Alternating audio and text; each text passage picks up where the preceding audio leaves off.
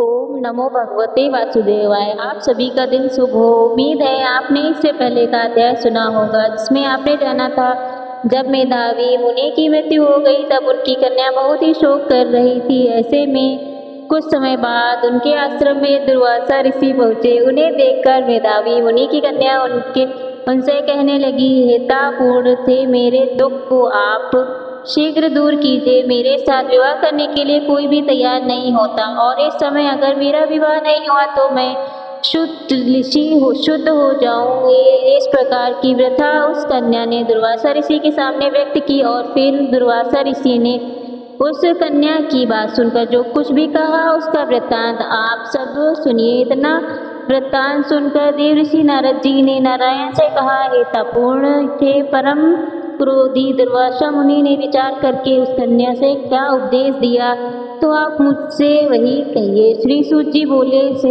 हेतु जो नारद जी का वचन सुनकर समस्त प्राणियों का हित कर दुर्वासा का गृह वचन बद्री नारायण बोले। श्री नारायण बोले, नारद मेधावी ऋषि की कन्या के दुख को दूर करने के लिए दुर्वासा ऋषि ने जो कुछ कहा वह सुनो। दुर्वासा ऋषि बोले, हे सुंदरी, गुप्त से भी गुप्त उपाय मैं तुझसे कहता हूँ। यह विषय किसी भी से भी कहने योग्य नहीं, फिर भी तेरे लिए मैं ये विचार ही लिया हूँ।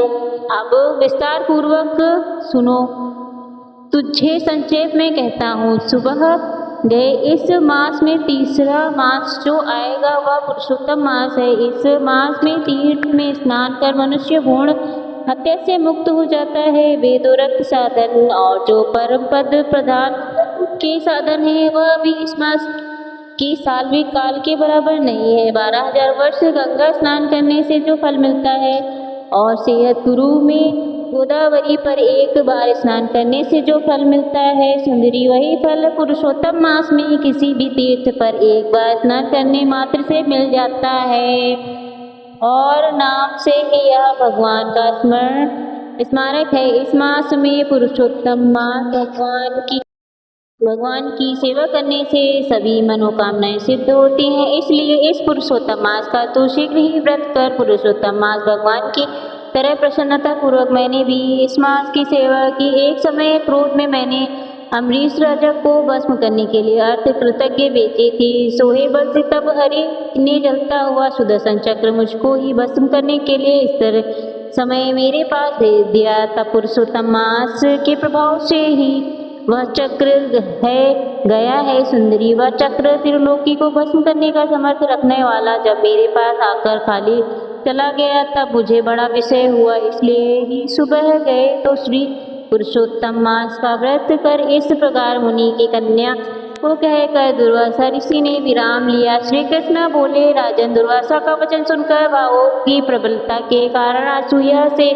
प्रेरित वह कन्या मूर्खतावश दुर्वासा जी से बोली, कहने लगी, ब्राह्मण एवं ने जो कुछ कहा वो मुझे पसंद नहीं। माँ घाटी मांस कैसे भी कुछ फल देने वाला नहीं है। कार्तिक मास कम है ऐसा आप किस प्रकार कहते हैं, सो कहिए। विशाखा चित्त को मोह को नहीं देता, सदा सिर से लेकर सभी देवता सेवा करने पर क्या फल नहीं देते हैं, अथवा पृथ्वी पर प्रत्यक्ष सूर्य देव और जगत की माता देवी के सभी कामनाओं को देने वाली नहीं है। श्री गणेश क्या सेवा प्रकार इच्छित वर्णन नहीं देते।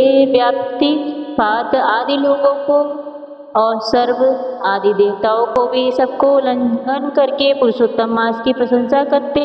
क्या आपको लज्जत नहीं आई है? उन्हें यह मास तो बड़ा ही मलिन और सभी पापों में निवित है। श्री राम और पार्वती पति श्री शंकर जी के सिवाय और किसी को भी नहीं देखते। मेरे इस दुख को दूर करें, इसलिए हमने इन सब फलदाताओं को छोड़कर भला आप कैसे मलमास की स्तुति कर रहे हैं। इस प्रकार ब्राह्मण कन्या का कहा हुआ सुनकर दुर्वासा मुनि शरीर से एकदम ज्वलित मन हो गए, मारे क्रोध के, क्योंकि उन आंखें लाल हो गई। इस प्रकार क्रोध आने पर भी कृपा करके मित्र की कन्या को श्राप नहीं दिया, और कहने लगे कि ये तो मूर्ख है, हित को नहीं जानती, और सभी इसकी बुद्धि भी पूर्ण नहीं है। पुरुषोत्तम मास के महत्व का विद्वानों को भी नहीं पता, तो थोड़ी बुद्धि वाले पुरुष और विशेष करके कुमारियों को तो इसको भला क्या ही कह सकता है। इस प्रकार सोचकर कृपा से मन में उठे क्रोध को दुर्वासा जी ने शांत किया और स्वस्थ होकर दुर्वासा मुनि कहने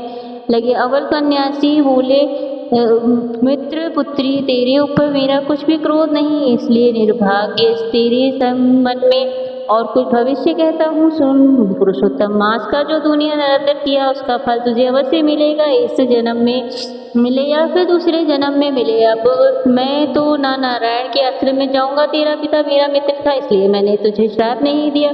भगवान श्री कृष्ण बोले। ऐसा कहकर महाक्रोधी दुर्वासा मुनि शीघ्र ही चले गए। दुर्वासा ऋषि के जाते ही पुरुषोत्तम मास की अपेक्षा करने के कारण कन्या निष्प्रभ हो गई। इसके बाद देर तक कन्या ने सोच विचार कर यही निश्चय किया कि देवताओं की भी देवता तत्काल फल देने वाले पार्वती शिव जी की तप द्वारा आराधना करूंगी। हे राजन, मेधावी ऋषि की कन्या मन में इस प्रकार निश्चय करके अपने आश्रम में ही रहे कर भगवान शंकर की कठिन तपस्या करने में लीन हो गए। श्री सूची बोले, बहुत फलों के दाता लक्ष्मीपति को और वैसे ही सावित्री पति ब्रह्मा जी को छोड़कर और दुर्वासा जी के प्रबल वचन की निंदा कर वह ऋषि कन्या अपने आश्रम में ही अंधक को करने वाले शंकर जी की सेवा करने के लिए तत्पर हो गई। इसके बाद शंकर जी की तपस्या करने के बाद उसके साथ जो कुछ भी हुआ उसका वृत्तांत आप सभी अगले अध्याय में सुनिएगा। आपको यह वीडियो अच्छी लगी हो तो मेरे